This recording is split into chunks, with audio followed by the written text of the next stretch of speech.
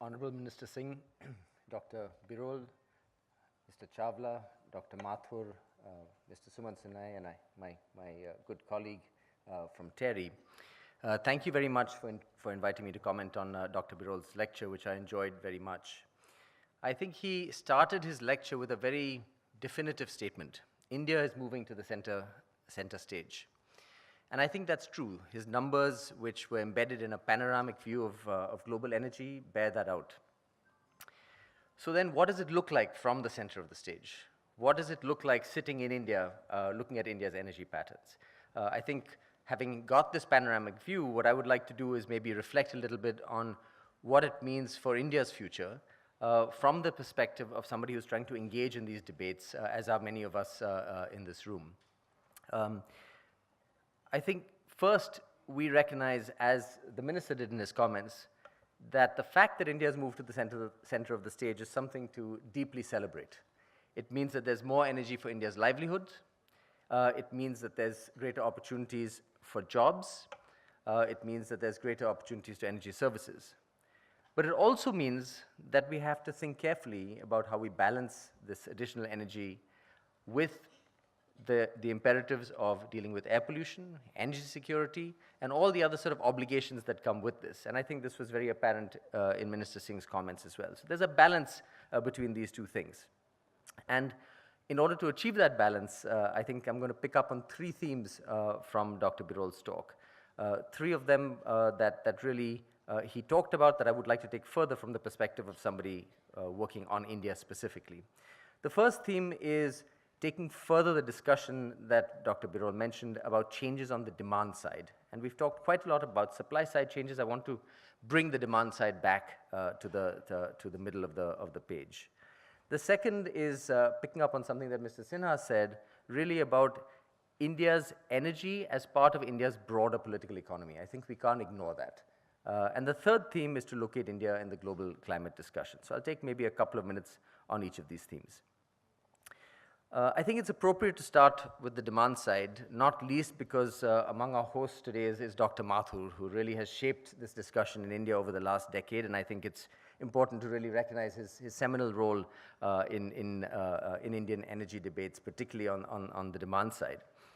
Dr. Birol talked about the enormous progress we've made on the LED side of things, and he also talked about the enormous scope for increased demand, particularly when it comes to cooling and air conditioners.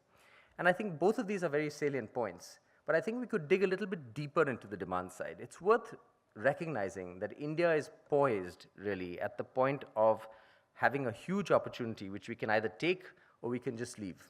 And that opportunity is to lock into high energy efficiency infrastructure, or to lock out those opportunities, and in fact, to lock into quite profligate energy infrastructure. So let's take a few examples. One example is just the pattern of urbanization that India is going to go through. By some estimates, India will have 400 million new urban dwellers by 2050. What kind of houses will they live in? How will their cooling needs be met? What will those cities look like, and what are the patterns of transit needs that they will have? These are all things that we really can shape in the next decade or so, maybe as sooner than that in many cases. So for example, we're planning to build 20 million new low-income housing units by 2022. The building envelope, the way in which those are designed, will determine our lighting needs, our cooling needs, heating needs in some geographies for the next 40 or 50 years at least. In another example, we're talking about more energy efficient trucks. That's of course a good thing. But similarly, we should be talking about whether we build our transport networks around rail or road. Rail is typically much more efficient, and that is a lock-in for decades. So I think we talk a lot about the supply side transition in India, as we should, but I think we should equally pay a lot of attention to the demand side. Definitely focus on appliances, but also looking beyond appliances to the lock-in to some of the hardware. And those are decisions that the public sector will play a particularly important role in, particularly in areas such as urbanization. I also want to make the point that the literature suggests that when you focus on the demand side, it has a couple of additional advantages. Because the innovation cycle is much faster on the demand side, you can actually innovate much more swiftly than you can often on the supply side. And the evidence also suggests that the demand side often brings many more co-benefits. So for example, if you have a sustainable transport network, you also bring more livable cities, to give you an example of one of those things. At the same time, focusing on the demand side is harder to do because you have disparate bodies, you have different scales, you have municipalities involved, and so on. But I think this is something that we have to recover in our discussions here. And it picks up on a theme that Dr. Birol mentioned, that these changes are not just on the supply side, but on the demand side. But I think India, where it is placed in global context, has to particularly pay attention to this. So for example, we are lagging China by 10 or 20 years in some of these hardware lock-ins. We have a huge opportunity to make the right kinds of lock-ins. So that's the first theme. The second is, sort of my pet area of interest, which is really thinking about the political economy of energy.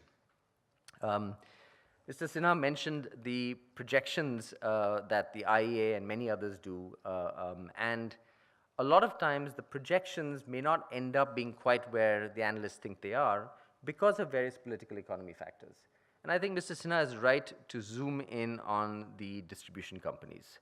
I think the future of India's electricity is very closely tied to whether or not we untangle this sort of Gordian knot of India's electricity distribution, where we have been locked into low-performing, financially underperforming, and in terms of service underperforming electricity companies, not everywhere, but in many states. And of course, the government has taken a bold step with UDAY, and this is a program that is still being worked out and is unfolding.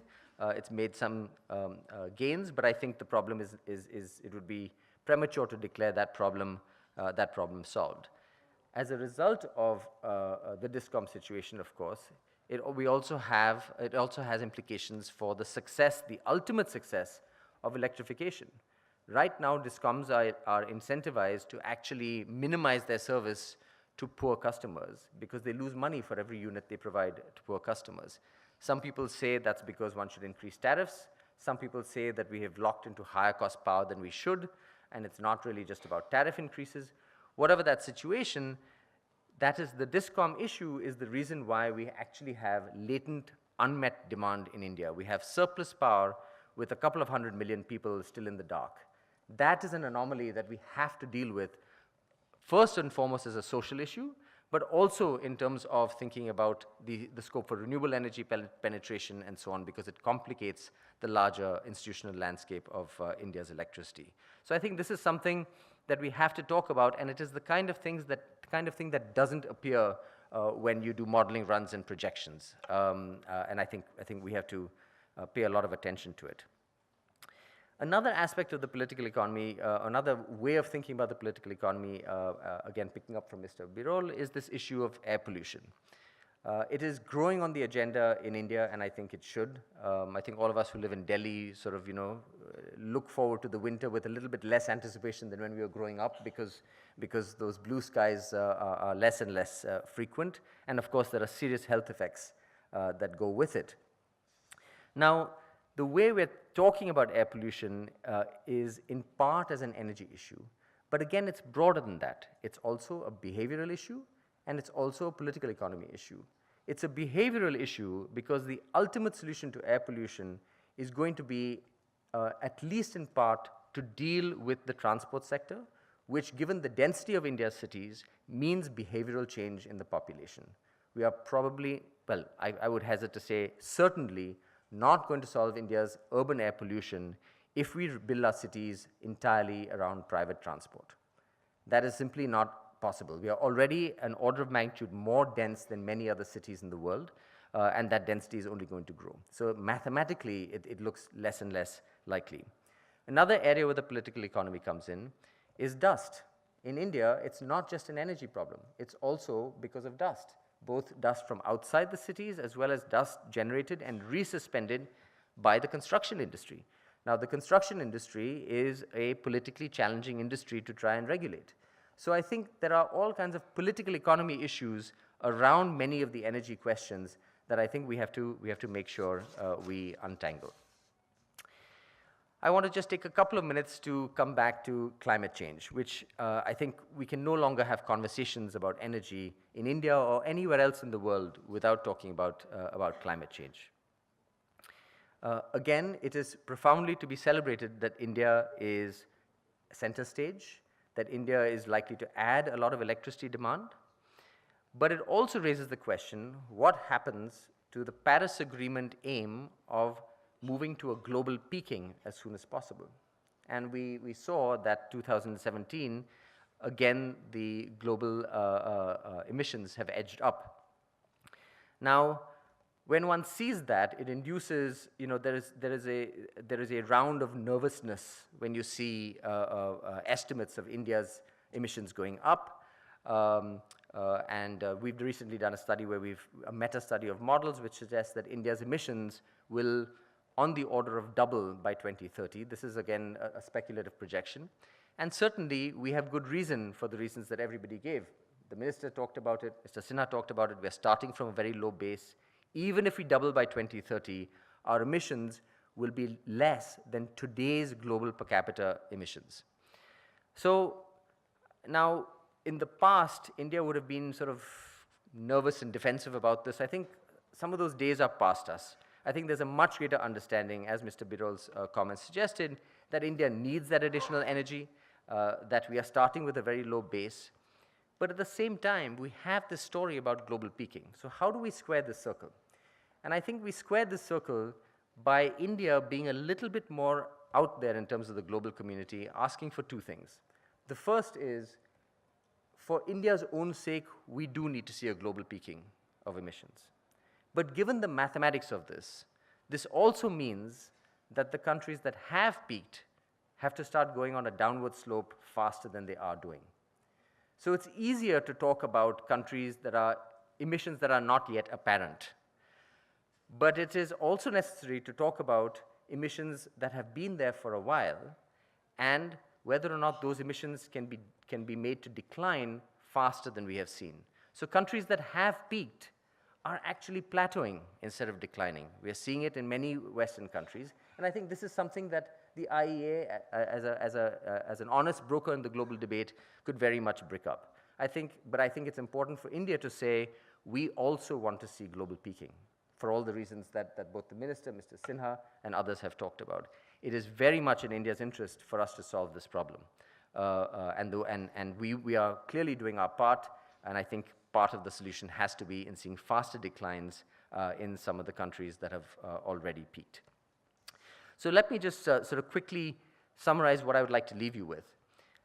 I think that, having looked at the landscape that Dr. Birol has painted for us, it's important in India to pay a lot of attention to the demand side and to lock in these opportunities that we see for a more energy efficient future. The second is that we're not going to deal with the social issues, the environmental issues in Indian energy without looking at the political economy and particularly singling out the distribution companies. And the third is to reinforce India's interest in global peaking, but located within a larger debate where countries that have achieved a higher level of energy use and emissions could perhaps make a little bit more effort to decline their emissions a little faster than they have. So thank you very much for allowing me to join in this conversation.